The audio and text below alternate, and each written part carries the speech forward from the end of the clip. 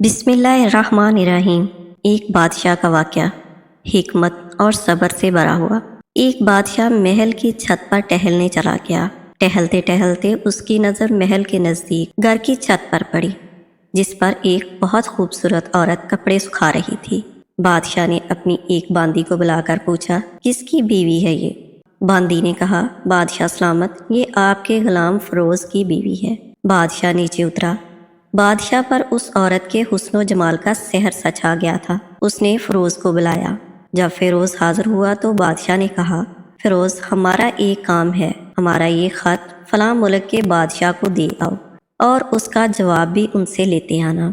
फिरोज ने कहा, बादशाह का हुक्म सर आंखों पर, और वो उस खत को लेकर घर वापस आ गया। खत को अपने तकिए के नीचे रख दिया। सफर का सामान तैयार किया, रात घर में गुजारी और सुबह मंजिल मकसूद पर रवाना हो गया। इस बात से ला इलम के बादशाह ने उसके साथ क्या चाल चली है। इधर फिरोज जैसे ही नजरों से ओझल हुआ, बादशाह चुपके से फिरोज के घर पहुंचा और आहिस्ता से फिरोज के घर का दरवाजा खटखटाया। फिरोज की बीवी ने पूछा, कौन है?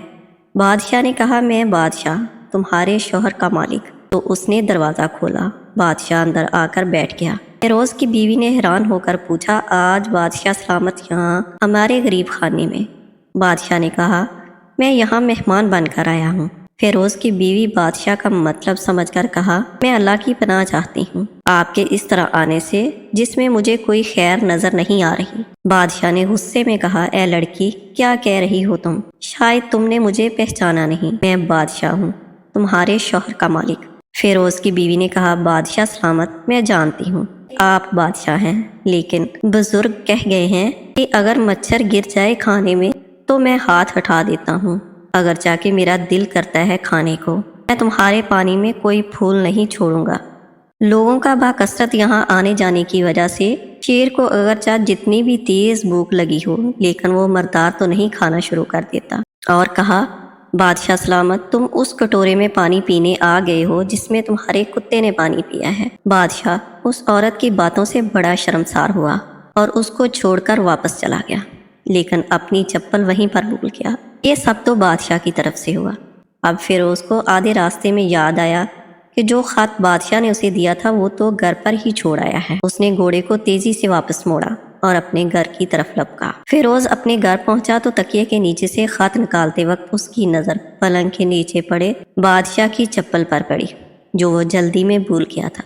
फिरोज का सर चकरा कर रह गया और वो समझ गया कि बादशाह ने उसको सफर पर सिर्फ इसीलिए भेजा ताकि वो अपना मतलब पूरा कर सके। फिरोज किसी को कुछ बताए बगैर चुपचाप घर से निकला। खत लेकर वो चल पड़ा और वो काम खत्म करने के बाद बादशाह के पास वापस आया तो बादशाह ने इनाम के तौर पर उसे 100 देनार दिए। फिरोज देनार लेकर बाजार गया और औरतों के इस्तेमाल के कीमती कपड़े और कुछ तोहफे भी खरीदे। घर पहुंचकर बीवी को सलाम किया और कहा, चलो तुम्हारे मेके चलते हैं। बीवी ने पूछा, ये क्या है? कहा, बादशाह ने इनाम दिया है और मैं चाहता हूँ कि ये पहनकर अपने घर वालों को भी दिखाऊं। बीवी ने कहा, जैसे आप चाहें। वो तैयार हुई और अपने वालिदैन के घर अपने शौहर के साथ रवाना हुई।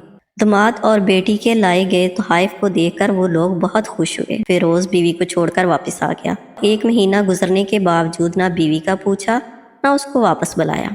फिर कुछ दिन गुजरने के बाद उसकी बीवी के भाई उससे मिलने आए और उससे पूछा, फिरोज, आप हमारी बहन से गुस्से और नाराजगी की वजह तो बताएं, या फिर हम आपको काजी के सामने पेश करेंगे। उसने कहा, अगर तुम चाहो तो कर लो, लेकिन मेरे जिम्मे इसका कोई हक बाकी नहीं जो मैंने अदा ना किया हो। वो लोग अपना केस काजी के पास ले गए तो काजी ने फिरोज को बुलाया। काजी उस वक्त बादशाह के पास बैठा हुआ था। लड़की के भाइयों ने कहा, अल्लाह सुब्हानहू व तआला बादशाह सलामत और काजी को कायमो दायम रखे। हमने एक सरसब्ज बाग, दरख्त, फलों से भरे हुए और साथ में मीठे पानी का कुआं इस शख्स के हवाले किया था, तो इस शख्स ने हमारा बाग उजाड़ दिया, सारे फल खा लिए, दरख्त काट लिए और कुएं को खराब करके बंद कर दिया। काजी फिरोज की तरफ मतवज्जो होकर पूछा, हाँ तो लड़के, तुम क्या कहते हो इस बारे में?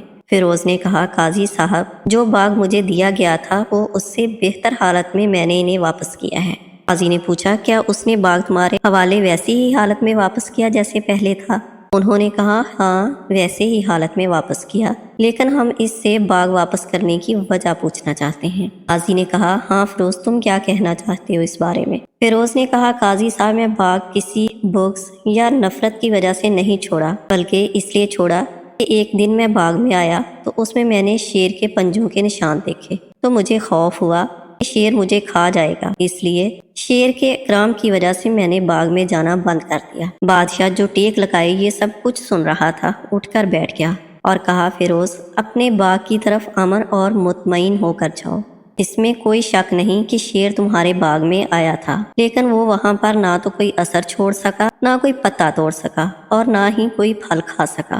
وہ وہاں پر تھوڑی دیر رہا اور مایوس ہو کر لوٹ گیا، اور خدا کی قسم میں نے کبھی تمہارے جیسا باغ کے گرد لگے مضبوط دیواریں نہیں دیکھی۔ تو فیروز اپنے گھر لوٹ آیا اور اپنی بیوی کو بھی واپس لے لیا۔ نہ تو قاضی کو پتا چلا نہ ہی کسی اور کو کہ ماجرا کیا تھا۔